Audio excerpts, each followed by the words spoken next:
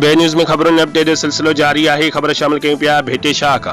भेटेशाह शहर में रमज़ान जो भलारो महीनो ईंदे ही भेटशाह हिस्को जी नाअहली रोज़ेदारनि ऐं शहरनि खे परेशान करे छॾियो।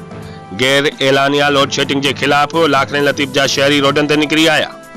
मुज़ाहिरीन वापडा ऑफिस अॻियां एहतजाज कंदे डॉक्टर अयाज़ चंद, लाला खेर मोहम्मद राहू, अशोर दास, विजय कुमार, किशोर कुमार, राणा शमसाद, इम्तियाज अबड़ो, अमीर बुलेदी चयो त लतीफ़ जी नगरी में 24 कलाक में कुछ कलाक लाइट अचे थी। साबे डिम सहरी इफ्तारी भी ऊंदाए में था कयूं। शहर में सवें चोरी जा कनेक्शन वापडा वारन जे मर्ज़ी से पया हलन। उन्हनि जो बिल भी असां वसूल करूं। एक बिल न पियारण ते लाइट कटे वञनि था। हुननि आला अख्तियारनि खां घुर कई त नोटिस वठी बिजली जो मसइलो हल कयो वञे। रिपोर्ट करे अख्तियार अली वसान, बे न्यूज़ भेटेशाह।